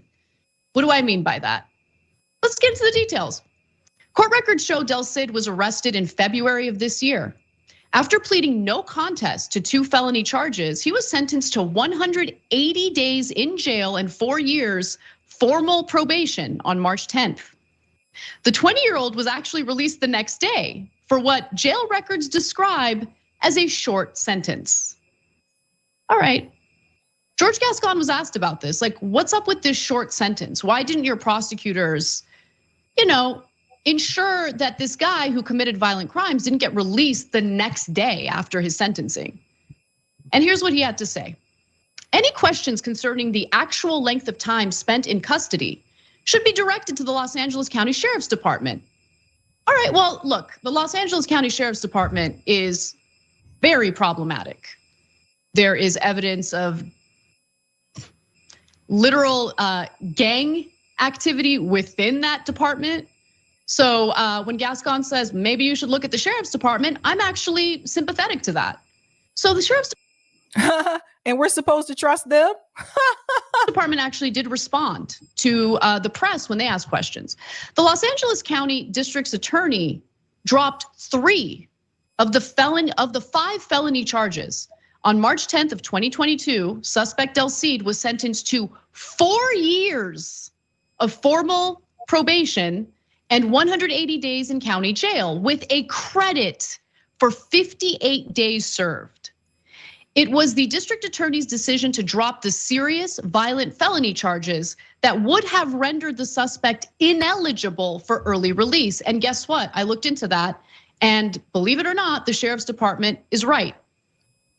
The district attorney's office did allow for a plea deal situation in which the most serious charges pertaining to his violent crimes were dropped. So let's go to. So this is not something that's new. Plea deals happen all the time. What Anna is not going to mention to you in this video, which I thought was really interesting, she's not going to tell you why they're releasing them early, why they're giving them less time, why they're making these types of plea deals that they're making. But I am going to tell you that. But let's go back in, because this is really interesting. The Los Angeles Times. And let me be clear, Los Angeles Times loves to carry water for the failed policies that we've been seeing from George Gascon in Los Angeles. They love it. They defend him all the time. But this is what they wrote. Del Cid had previously been arrested December 8th by Los Angeles County deputies from the Lomita Station booking records show. He was cited and released the next day. Records do not show the alleged offense, but it appeared to be a felony level crime. Okay, so we don't know the details of what that felony was, but he was released the next day after committing this felony crime. Okay, great. The Los Angeles Police Department's Harbor Division arrested. I just want to chime in that part right there where she said, hold on. To be a felony level crime.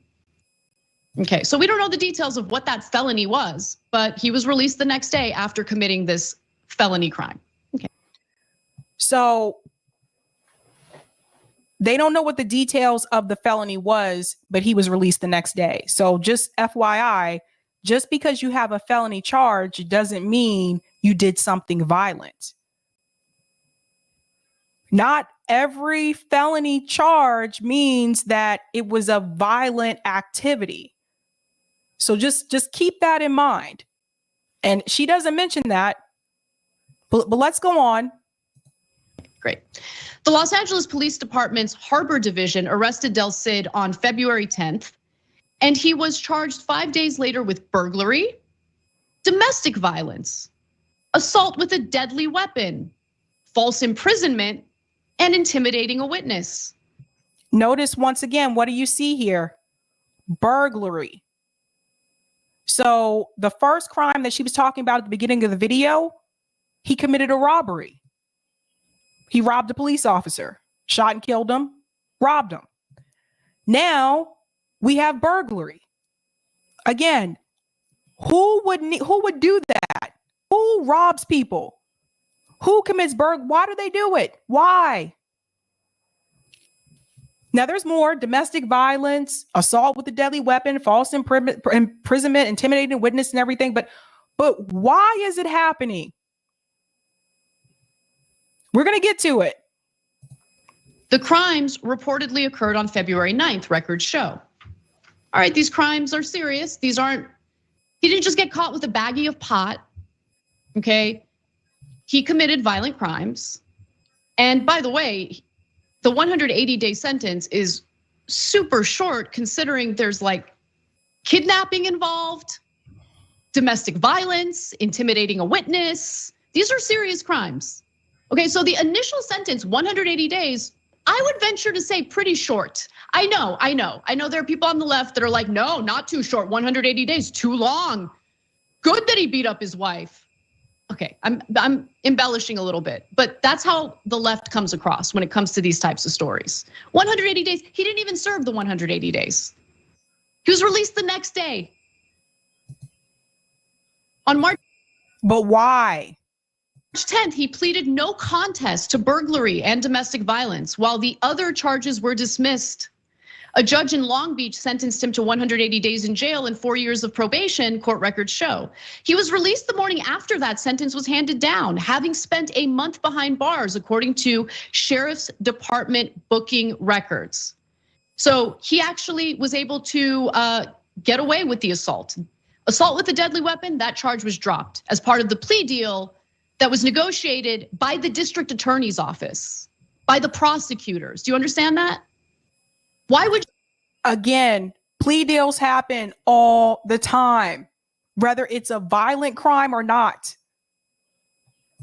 you drop the most serious charges here? No false imprisonment charges, that was dropped too. No charges for intimidating a witness because that was dropped as well as part of this plea deal. I want to be clear. When I was signing up for criminal justice reform, here we go. I thought we were gonna do things like reform our prisons. So they're actually, rehabilitating people. I thought we were gonna do something about policing. I thought we were gonna end qualified immunity. So cops can't get away with shooting down unarmed individuals as they're running away from them. We didn't do that. I thought that we were going to provide funding for actual robust programs that would help non-violent offenders transition back into society so they live full, happy lives. Didn't do that either. What's funny to me is that she actually thought that was gonna happen. No, this is why I continue to say time and time again, this whole reform shit does not work. Reforming doesn't work. We actually already had some type of police reform, and that was body cams. And you see what police officers do with those. They turn them off when they feel like it. And they're not held accountable for turning them off. But it's funny. She actually thought that those things were going to happen. She has a little bit more faith, a little bit more trust in our criminal justice system than I do. Let's go on. Instead, we're playing this game where we just, by the way, I also never thought that anyone was advocating for the early release of violent criminals, including individuals who have literally been in prison for murdering others. But it turns out California's all about it, and I ain't. I think it's a terrible, terrible way to go about this. This ain't reform. It's all about playing patty cakes with people who are not in any way rehabilitated, who have committed incredibly violent crimes, and in some cases, robbed others of their lives. So she just told you right there, she admitted to the fact that these individuals, when they're in prison, they are not rehabilitated. Keep that in mind and walk with me here. At the same time, she believes that they should have longer sentences. But if you already know that they're not rehabilitated, having a longer sentence doesn't really change that. So let's say Carlos, who she's talking about, let's say he got 20 years. Okay. He does his time, he does his 20 years, then he's put right back out into society. Then what? Yeah, he's been in prison for 20 years in a system that has not, where there's no rehabilitation at all. So what did he learn the entire time he was in there for those 20 years? So then he gets out of prison, and most likely, not all the time, but most likely, because he already has a record, he's going to struggle to find a job to try to live this honest life, and he'll end up right back where he was. This is why a lot of times people become repeat offenders when they are released, because the system is not designed to rehabilitate them. The system is not designed to make sure that they can actually succeed once they get out of prison. It's not. So they end up going right back into crime because they need to eat to live, and they end up right back in prison. Anna is making an assumption here that is incorrect. And that assumption is that if you serve a longer sentence, that will reduce crime. It does not reduce crime. She believes that by giving them shorter sentences, that actually increases the crime. It doesn't. And we've shown this over and over again. Nick, actually, my comrade on RBN, Nick has explained this multiple times. I highly recommend, if you have not done so, that you need to check out 10 Demands for Justice. They have a website. Nick is one of the co-founders. They explain why crime happens. They explain the problems with the criminal justice system, but they also give you a list of 10 demands that is a solution to fix the problem. Because you see, for everything that Anna is saying in this video, she's not telling you why the crimes are happening. And I can tell you why. Majority of crime is poverty driven. She's not telling you why they're giving them shorter sentences. And I'm going to show you that piece because I think that is very important. Actually, let's pop out of this really quick. We'll come back to it. But I really want you guys to understand why they've been shortening their sentences. So let's go to this part here, and then we'll go back to what Nick has to say. This is in reference to her state, California, that she's complaining about. California's prison population drops sharply, but overcrowding still threatens prisoner health. So you have to understand, the prisons in California are overcrowded. That's the first problem. Here's the second problem that Anna, I'm surprised she did not mention this. This started during 2020. During 2020, the prison population plunged as California authorities took measures against the pandemic. In January 2020, California state prisons held 33% more prisoners than they were designed to hold. Now, they were supposed to hold 122,000 people. By December, only 94,500 were incarcerated, a decrease of 27,500 people. Despite this sharp drop, which dwarfs those made by other states, overcrowding in California prisons remain a threat to prisoners' health. So the fact that, and again, I saw the whole video. The fact that she's not explaining to the audience why they're doing this, why they're shortening the sentences, why they're not giving them longer sentences, why the numbers, why they're letting them out. It was because of the pandemic, because the prisons were overcrowded. This was public information. I found this information. She could find it too.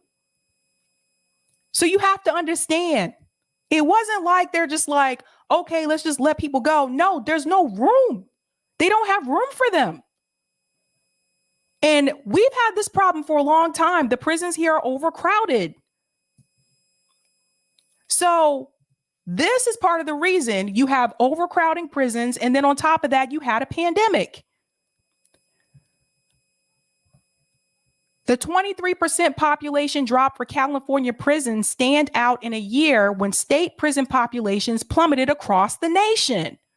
Of 29 states with easy accessible data for 2020, decreases ranged from 9% to 26%, a few hundred to many thousand inmates in each state.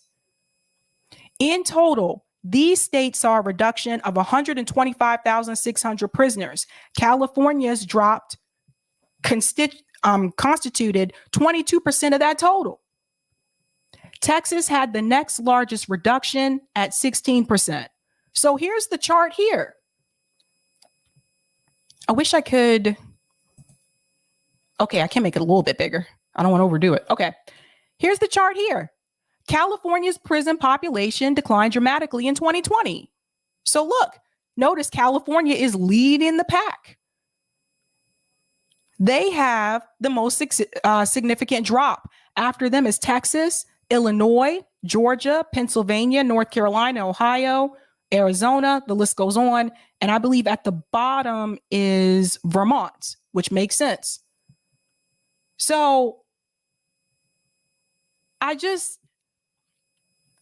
think this is very important to point out because it's easy to watch that segment and think, oh, well, they just don't care anymore. The courts don't care. The cops don't care. They're just like, whatever. We're not even going to try to hold this individual accountable to their fullest scale. Like, where are you going to put them?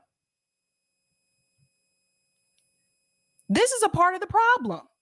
Yes, I'm very well aware of that, Jake, that there are some people that have drug problems. Not everyone that is homeless is on drugs. But yes, I am very well aware of that. And I agree. Yes, we need to get them help. We shouldn't be putting them in prisons. That's the problem. There's no rehabilitation going on here. There's no system here that are really trying to rehabilitate the people once they go into the prison system. There's none.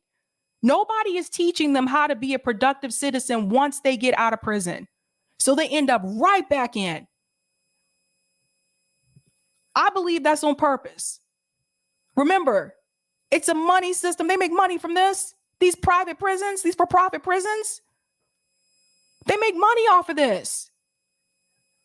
So it's just, to me, when I listen to Anna's speech here, for a second, I felt like I was listening to Fox News. Like I really did. She goes on a little bit more here. And then I want to show you something else, because this is not the first time where she's made this kind of Karen-esque, statement. She's been heading in this direction, and I'm going to show you in just a second. And get a load of this Los Angeles Times headline. Amid COVID-19, California releases some inmates doing time for murder. Advocates push to free more. I don't know, maybe I'm crazy. I don't believe in the death penalty. But I would say that if you murder someone and you have spent time in a facility. She had the headline right in front of her, you guys. Look at the headline. Listen. Push to free more. She had the headline right in front of her and she didn't dive into it. Why did they do that, Anna? Why did they push to do that during the pandemic? She didn't even tell you.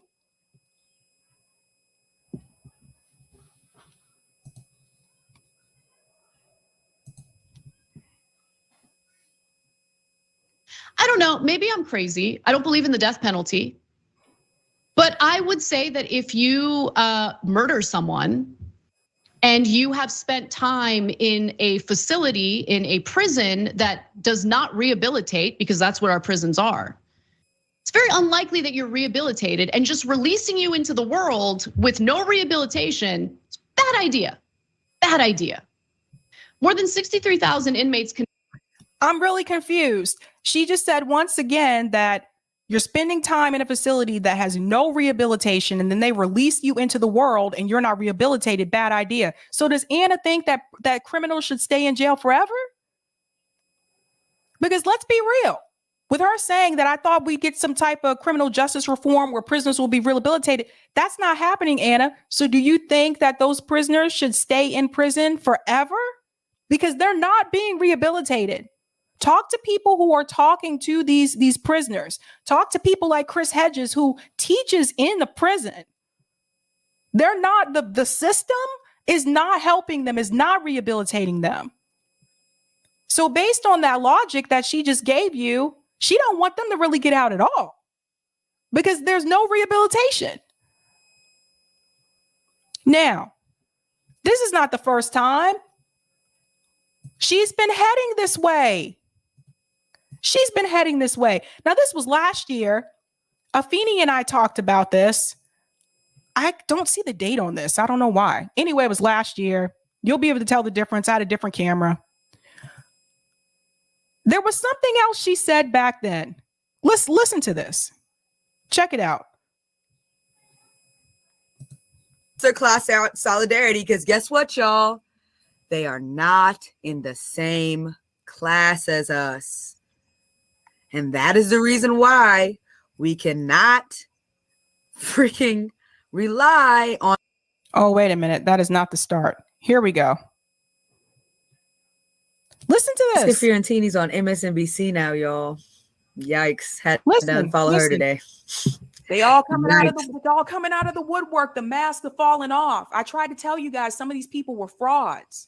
All Just right, a reminder. Here we go. Let me mute my mic because I do think that there are progressive progressives, I don't know if it's progressive policy, but progressives in places like California who have made terrible decisions. And so one of those terrible decisions is essentially doing away with anti-camping laws, right? Allowing people to camp out wherever they want, whenever they want. And if, like, we have a homeless problem in California, we have it all throughout the country, but it's particularly bad in California. And so the argument is, well, if there isn't public housing available for people, they should be allowed to camp out. Okay, but there's also a problem right now where there is public housing available and individuals will say, no, I don't want to take it. I don't want to follow the rules in the public housing. And so as a result, I would rather camp out. Progressive lawmakers are like, we should allow them to camp out. And you know what happens? Crime happens. Open air drug markets happen, and it's the truth. These are the facts of the matter. In fact, it was addressed in this Daily Beast article, and honestly, it was cathartic to read it because everyone denies that this is happening. It gets worse. Let me pop out. I thought there was another, or maybe not. But you notice how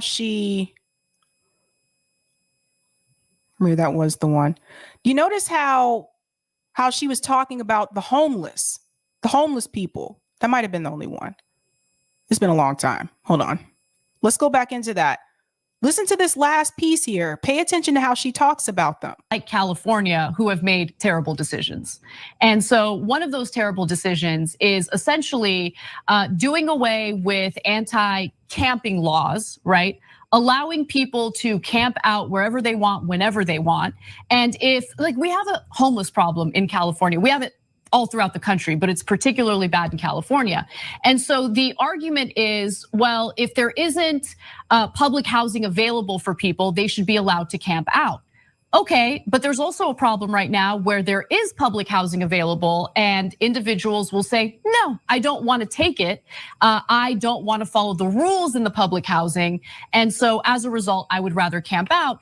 Progressive lawmakers are like, we should allow them to camp out. And you know what happens? Crime happens. Open air drug markets happen, and it's the truth. These are the facts of the matter. In fact, it was addressed in this Daily Beast article, and honestly, it was cathartic to read it because everyone denies that this is happening. So Eric just told me this stream was August 23rd of 2021. So she was already heading, or excuse me, August 3rd of 2021. She was already heading in this direction. I want to remind you too that Jeffrey Katzenberg, the guy who donated that $20 million to TYT, also last year wanted to criminalize homelessness in Los Angeles. They're homeless, they're poor, let's lock them up. Let's lock people up for being homeless. Do you see what's happening here? Do you see?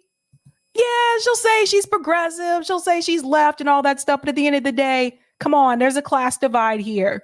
And she's gonna look out for, let me make sure we gotta protect my community because police protect capital. I told you this before. Nick, my comrade at RBN, hit the nail right on the head. What Anna is doing is particularly egregious because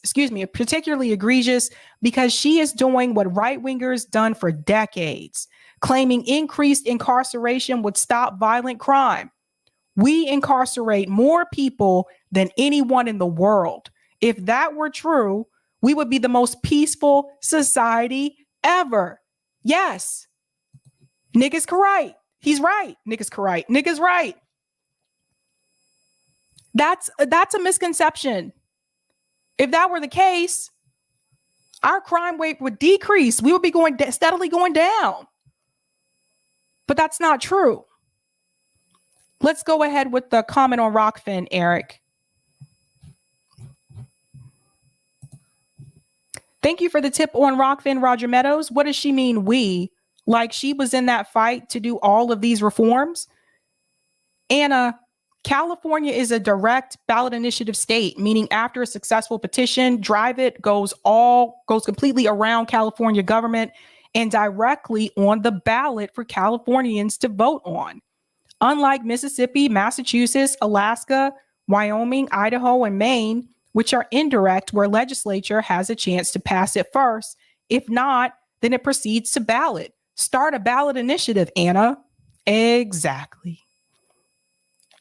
I'm going to go to some of these comments here. Yasmin said, I was just in LA this weekend and there are so many homeless. I had to leave early because it was getting too expensive and I was there for one day. Can't imagine being there for your whole life. Anna, shut the fuck up. Terry says, the cops are worse than the criminals on the streets. Greg says, why do people think that throwing someone with a history of violence into abusive confinement with other people with histories of violence is supposed to make them less violent? That's a good point.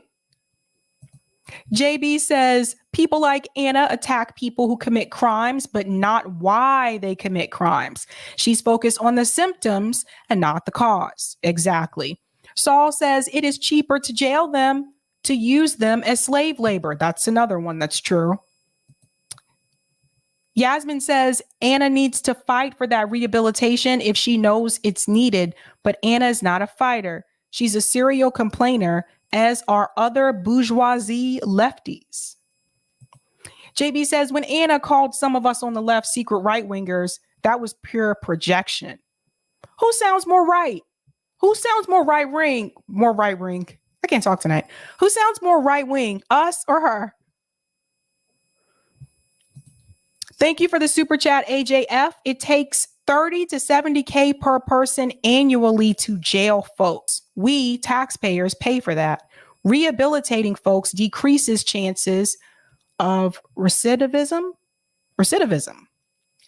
Thank you so much for that.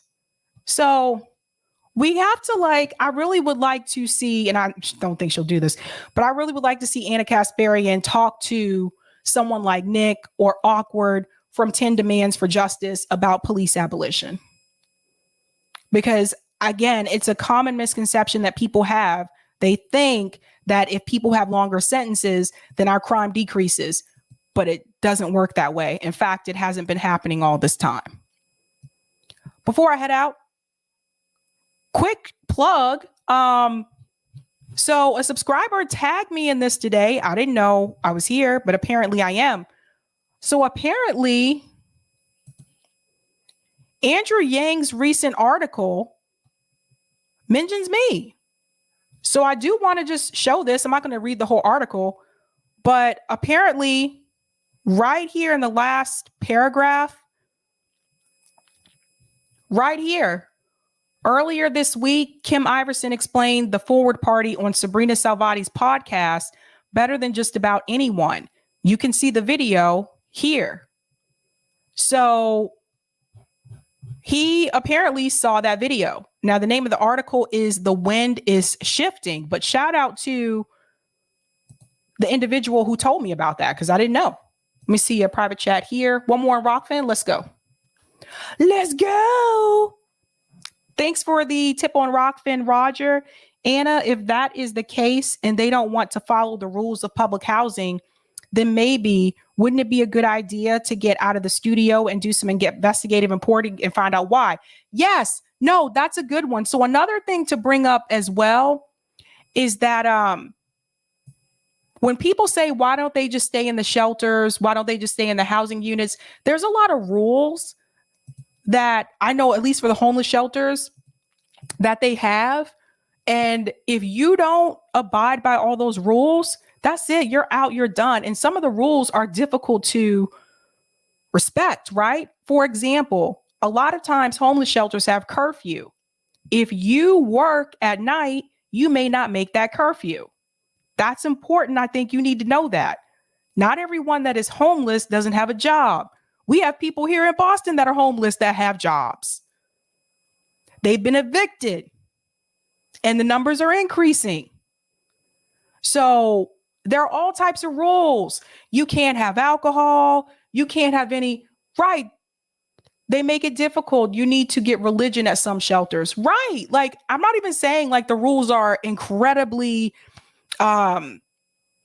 lenient or that the rules are not something that anyone shouldn't want to follow. It's not that simple. The biggest one, like I said, I know some of them, you can't use drugs, you can't have alcohol, but the curfew can get a lot of people too. Because like I said, if you're working a job at night, let's say you wait tables or something like that, right? When I waited tables, I knew someone that worked with me, they were living in their car because they wouldn't live in a shelter because of all the rules.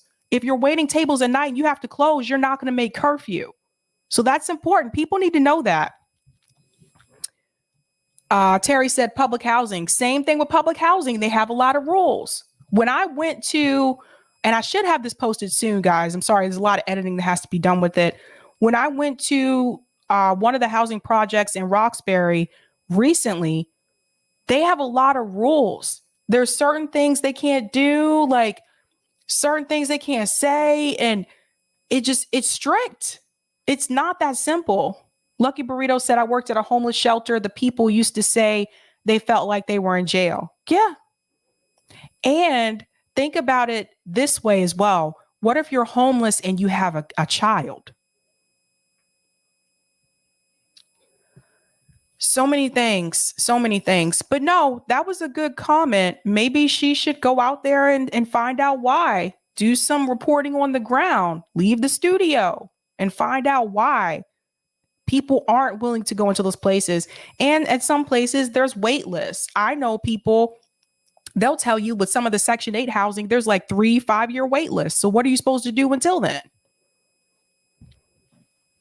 I don't know. All right, guys, that is it for tonight. I think I went a little bit over my time here. I'll be back tomorrow night. I do have a special guest coming on tomorrow night. They are actually participating in, making sure I got the right date here. Yes. I told you guys the Starbucks here in Boston has been on the longest strike. And Bernie Sanders was here over the weekend. I did not go. I went to Maine. I did not go to it. I'm not even trying to stand in line to see no Bernie anymore. But they will be coming on tomorrow night. One of them will come on to talk about the strike that's been going on there. They've been on strike now for over 30 days. That's the one that's right over there with Boston University on Commonwealth Avenue. So he'll be here tomorrow night. Excited to hear that. We'll also have news. Come back. See you guys then. As you know, how do we do this? Have a good night. Keep up the fight.